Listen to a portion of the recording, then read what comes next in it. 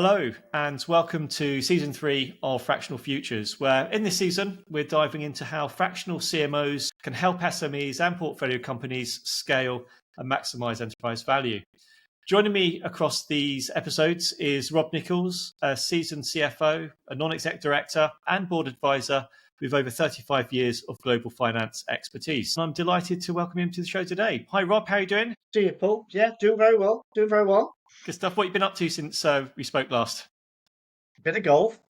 Looks like you've been having a haircut as well. Yeah, thanks for Since mentioning I that. saw I was you last. trying to use my headphones to disguise I asked for a little bit off the top, and I got decapitated. I think it's fair to There you say. go. So, good old Turkish barbers in Bridgewater. I always go in asking him to cut out the grey hairs and just keep the brown. Doesn't seem to work. Oh, good stuff. So, Rob, in this show, we're going to be talking about aligning marketing objectives with growth goals, the growth objectives of an organization, and how the CMO, how the CFO, how investors need to have a joined up conversation about how that all happens. I guess for marketing to drive real business impact, it has to be, the activities have to be aligned with the company's growth objectives and the investment goals or the investment thesis. Often, and we spoke about this in the last episodes, the marketer and the CFO, they perhaps speak different languages, and we need to sort of break down those barriers to make sure we can all get aligned. So, Rob, with your CFO hat on, I guess with your investor hat as well, how do you work effectively with the CMO to align marketing objectives and marketing activities with the business growth and investment timelines? So on this, I think this is an important link to the board, if you will, here, because oftentimes the CMO or the lead on marketing is not on the board. So really, they're not party to the discussions that the board is having with the CFO and the CEO. So I look to an extent that the CFO is going to be, to a large extent, the conduit into other parts of the organization. Now, clearly, the CEO will impart the knowledge and what they want from the marketing lead. But again, it's the perspective that you want to build a relationship with the CFO, because the CFO should be guiding a lot of the conversations that are being had within the organization to ensure, good word here, is alignment of the objective. Because if you're not aligned, if you're not shooting in the direction that the board and the CEO and the CFO want, you're not going to get credibility, and you're not going to get the support. And more often than not, you're going to need the marketing manager, CRO, the CMO is going to need the support of the board. And you're not going to carry that if you're going off in a certain direction, doing certain things, looking at certain market opportunities that the board is not consistent with. So again, it comes back to critical word alignment, but it also goes to the relationship as well and having a conversation. I think I mentioned previously, most of the companies that I work with don't have a permanent in-house marketing lead other than a relatively junior person. So they don't have, I think in one case I have one CMO, but the conversations I'm having with that person probably more often than any other person in the organization. That's a 50-person company, and there is a CMO in there. And so, a lot of the conversation is me imparting my thoughts to them and them bouncing ideas off of me, such that I will say, well, you don't want to do more of that, but if I were you, I'd be looking to do more of that. And I think that's cognizant with, building brand, gaining more revenue, gaining more credibility. And I think credibility is a big part of this as well. The marketing lead has to have credibility, not just within the organization, but with the CEO, the CFO, and the board, and in the marketplace itself. I have one CMO that is extremely well known in the region that I operate in, and often people will say, you work with such and such, he's a good guy. And he's well known, he's well liked, he's well thought of, he's got his finger on the pulse, where the business is going, what troubles are coming up, what problems, where people are moving to. They're well engaged. And I think it goes to another thing is the network effect here as well. If your CMO is not connected with the wider community, the wider business environment, they're going to be less influential, less impactful. So I often look for my marketing leads to be out there, talking to people, going to events, going to networking events, going to conferences, They have to be out there. You cannot be a CMO or a marketing lead in an organization that's trying to scale rapidly if you're not known, if you're not liked in the wider community, and you don't know what's going on out there. What are people saying? What are people fearful of? What are other companies doing? Are they starting a podcast? Have they got a new blog? Are they working with a new agency? What is going on? And I, for one, rely on the marketing person informing me what they're coming across out there, what the opportunity is. Is a certain contractor moving into a certain region? Are they moving into a certain business that we are already in? And we need to be cognizant of that. So you need to be connected, you need to have a network, and you need to have credibility outside the business as well as within the business, I think. In a previous episode, we've been poking the proverbial bear. We've been poking the marketer a little bit. Maybe I think we've been justified in asking marketers to put a mirror in front of them and maybe reflecting on their capability and their role in driving growth in organizations. I'm going to wave the flag a little bit here for marketers. I've seen that the marketing strategy has to be grounded in realistic growth targets. Now, you mentioned there that quite often in many businesses, the CMO or the marketing lead is absent from board discussions or the senior leadership team meetings.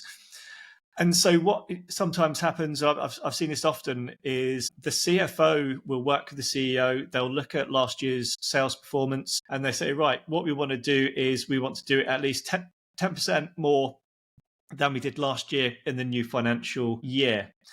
And that might be an easy thing to say on paper, but when it comes to sharing that information with the marketing, saying, like, actually, you've got to find 10% growth or support 10% growth for the organization, but you can do it with the same level of budget or maybe less budget. How does that happen? Because I know a lot of marketers get really frustrated by this. How do you sort of counter that challenge? So that is a risk that the sales forecast will be determined by the CEO and the CFO, and 10% is not cutting it with me, Paul. It's going to have to be 30% for a start.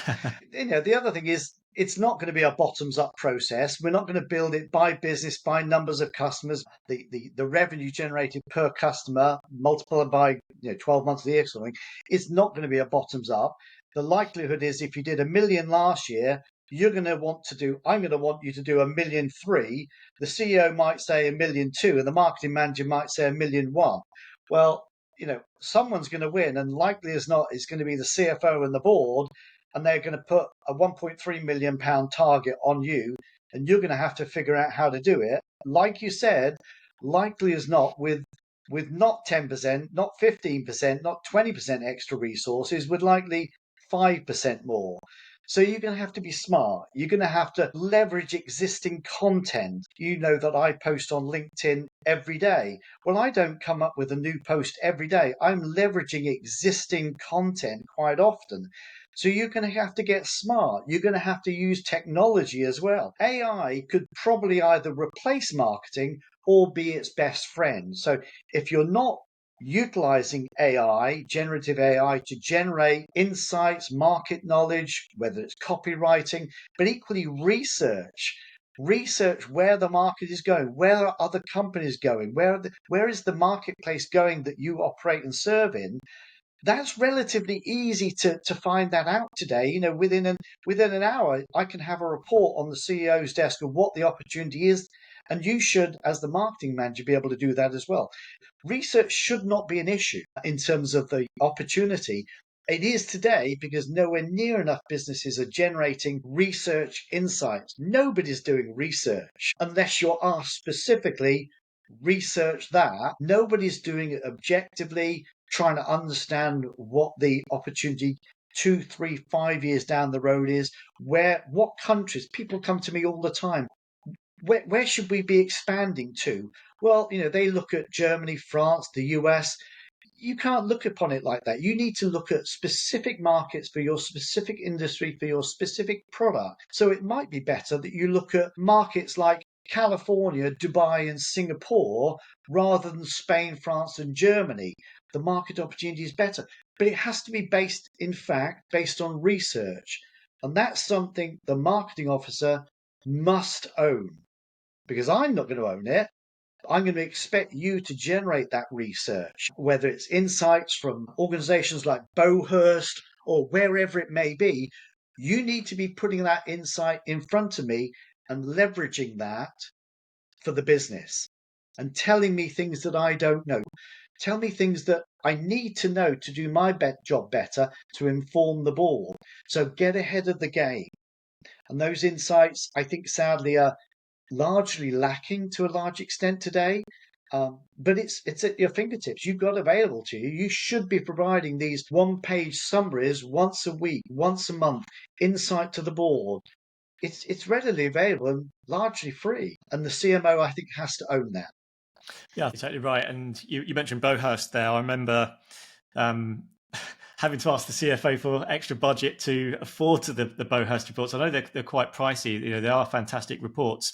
But you mentioned AI there, Rob, and you can use AI with it, you know, with the usual caveats that apply. But if you can, if marketers can get a good grasp of how to use AI safely but strategically, and create prompts that are well programmed, that have a very strong ICP. And you can generate quite a lot of inference and insights from these GPT engines on consumer behaviors, trends, and it can be global as well. And yes, you have to be careful with how accurate the data is if you're purely relying on AI, but you can validate that with other information that exists in the market. Organizations that don't put enough focus on doing the right level research, they're going to struggle. They could fail, or they could certainly see depleted sales revenues going forwards. And it's certainly something that we used to do a lot more of going back 2 or 3 decades. We would have weighty research, weighty strategic research being done by the chief marketing officer.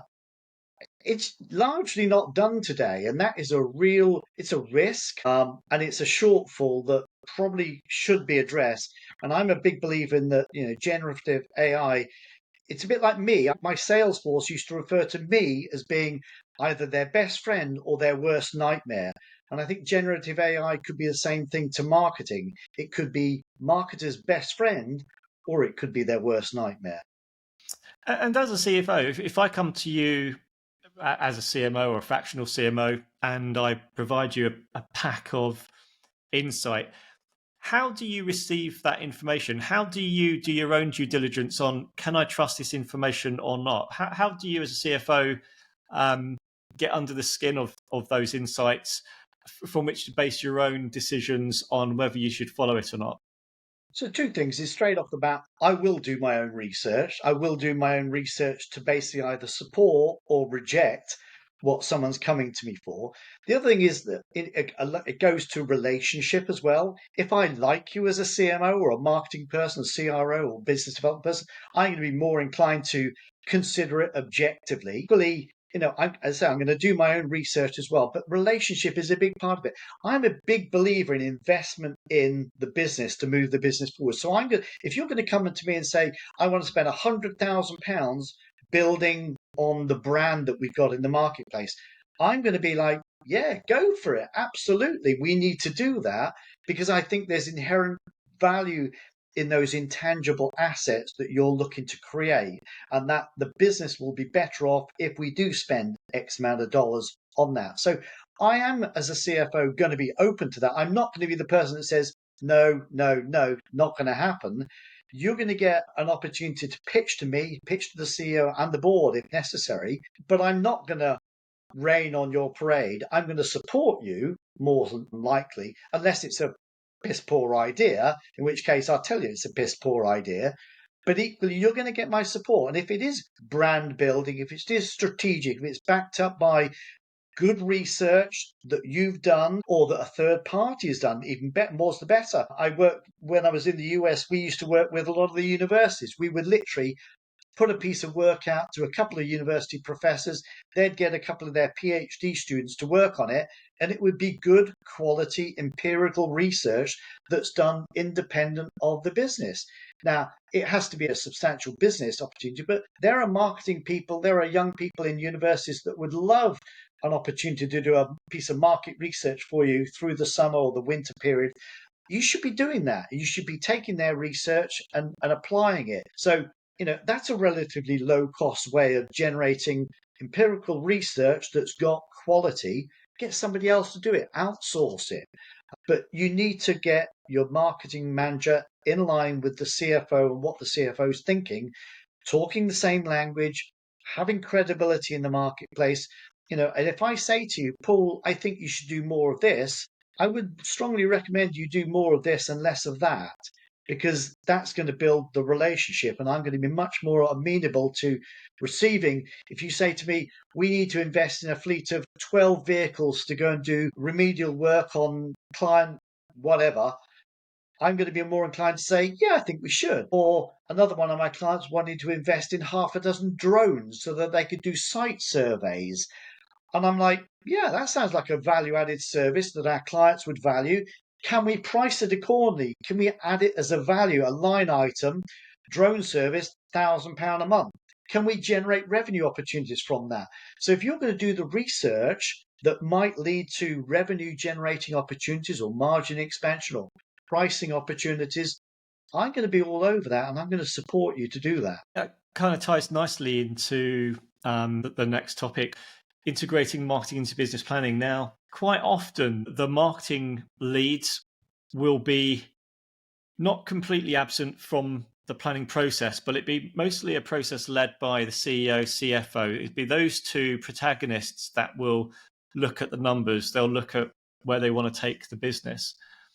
And what often happens is that a piece of work is done by the CEO and CFO, and then the marketing lead is told, right, this is where we want you to go, and there's your budget. Can you come up with a plan of how you're going to do that? And invariably what happens is the marketing plan you get, it's just a plan of activities. There's nothing really strategic in there. And I think certainly where a lot of companies, where they may miss an opportunity is not including the marketing lead in that sort of triumvirate of CEO, CFO, CMO to develop that plan, because the marketing person is basically the person who owns the market or the customer. And so by bypassing that knowledge and expertise, you might have a slightly myopic or a skewed business strategy.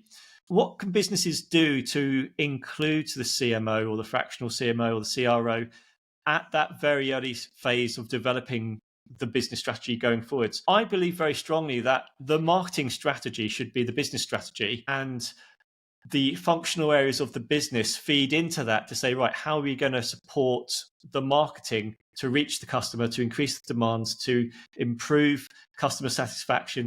Slightly controversial, but what are your thoughts on that? So I am guilty of this. I am guilty. And in fact, I am the one that writes the strategic plan for the business. And then the CEO will say, yeah, that looks good, Rob. And I am guilty of not including other persons within the business, whether that's operations or supply chain, production or sales or marketing. I think a lot of it goes to the credibility within the organization. If I believe that you as the CMO can add significant value to what I'm doing around the strategic plan, then I'm going to include you. If I think you're a complete idiot, I'm not. Now, with all due respect, I think I would include the CMO generally. I did a strategic plan for a surveying client last year.